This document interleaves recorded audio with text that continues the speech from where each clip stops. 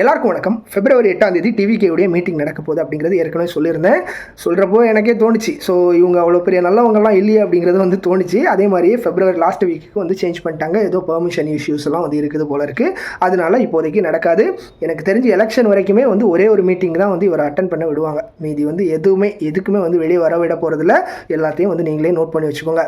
And அடுத்தது என்ன அப்படின்னா, நேற்று 3ஆம் ஆண்டு விழா. ஸோ இதெல்லாம் எப்படி நடக்குது அப்படின்னா வந்து ஒரு ரூமுக்குள்ளேயே நடக்கிறதுனால வந்து எந்த ஒரு ப்ராப்ளம் இல்லை அப்படின்ற மாதிரி தான் வந்து பர்மிஷன்லாம் எதுவும் வாங்க வேண்டிய தேவையில்லை. பட் இதுக்கும் பெரிய சிக்கல் என்ன அப்படின்னா வந்து விஜய் அவ்வளோ பெரிய ஆளா அப்படின்னு கேட்டவங்களுக்கு வந்து கிட்டத்தட்ட ஒரு 5 மணி நேரம் நேற்று நான் வந்து பாலிமர் நியூஸில் தான் வந்து இந்த ஒரு லைவை வந்து பார்த்தேன். அதிலே கிட்டத்தட்ட 8 to 10,000 பேர் வந்து பார்த்துட்டு இருக்கிறாங்க. அண்ட் முக்கியமாக வந்து ஒரு 5 மணி நேரம் வந்து இந்த ஒரு லைவ் வந்து ஓடி இருக்கு. இப்போது டிஎம்கே சார்பாக வந்து இப்போவும் வந்து ஏதோ ஒரு மீட்டிங்கில் வந்து கண்டிப்பாக அட்டன் பண்ணிட்டு தான் இருப்பாங்க. பட் ஆனால் அதெல்லாம் வந்து எந்த ஒரு லைவ்லேயும் வந்து ஓடாது. இதுதான் வந்து கெரியரின் உச்சம்னு அவர் சொன்ன ஒரு விஷயமும் அவருக்கு இருக்கிற ப்ளஸ் பாயிண்ட்டும் இந்த ஒரு விஷயம் தான். அவர் வீட்டில் இருந்தே வந்து இந்த எலெக்ஷனை சந்தித்தாலும் ஜெயிக்கிறதுக்கு அதிகமான வாய்ப்புகள் இருக்குது. அண்ட் அடுத்தது என்ன அப்படின்னா வந்து எல்லாமே வந்து ரசிகர் படை அப்படின்னு சொல்கிறவங்க வந்து கிட்டத்தட்ட பாதி பேர் வந்து தொண்டர் படையாக மாறிட்டாங்க. ரசிகர் படையாக இன்னும் கொஞ்சம் பேர் இருக்கிறாங்க. அவங்களாம் அப்படி ஓட்டு போடுவாங்களா அப்படின்னு கேட்டிங்கன்னா வந்து இந்த தொண்டர் படையில் இருக்கிறவங்க கூட 1-2 பேர் வந்து மிஸ் ஆகிறதுக்கு வாய்ப்பு இருக்குது.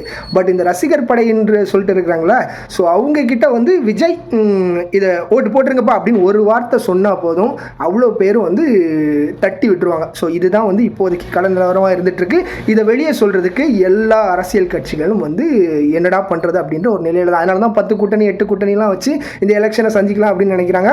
நம்ம ஒத்தாலாம் நின்று ஜெயிச்சிருவோங்கிற ஒரு நம்பிக்கையில் வந்து நம்ம தலைவர் வந்து இருந்துட்டு இருக்கிறாரு. அடுத்தாட்டு வந்து நேற்று நடந்த மீட்டிங்கில் வந்து 2 பத்திரிகையாளர்கள் வந்து பேசினாங்க. அதில் ஒருத்தர் சொன்ன விஷயம் என்ன அப்படின்னா வந்து இப்போ தான் வந்து அதை யோசிக்க தோணுது. ஏன்னா நம்ம தமிழ்நாட்டுக்குள்ளே இருக்கோம், வெளிநாட்டில் உள்ள விஷயங்கள்லாம் பெருசாக வந்து பார்க்குறோம். அதில் வந்து உள்நோக்கம் என்ன அப்படிங்கிறது தெரியல.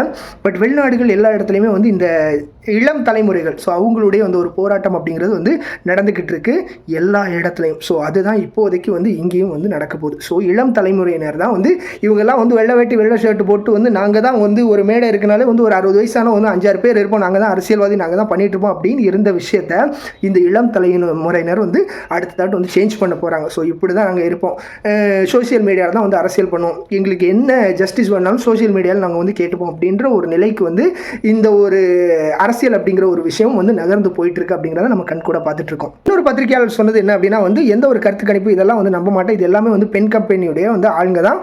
ஸோ இந்த நியூஸ் சேனல்ஸ் எல்லாமே வந்து ஒவ்வொரு ஆள் டே பேஸ் பண்ணி தான் இருந்துட்டு இருக்காங்க. அதனால India today even India today கூட நம்ப மாட்டேன் அப்படின்ற மாதிரி சொல்லியிருக்கிறாரு. ஸோ இவங்க எல்லாருமே கருத்து கணிப்பு அப்படிங்கிறத கருத்து திணிப்பாக தான் வந்து பண்ணிட்டு இருக்காங்க. இதுதான் இப்போ யதார்த்தம் வந்து கள நிலவரமாக இருந்துட்டு இருக்கு.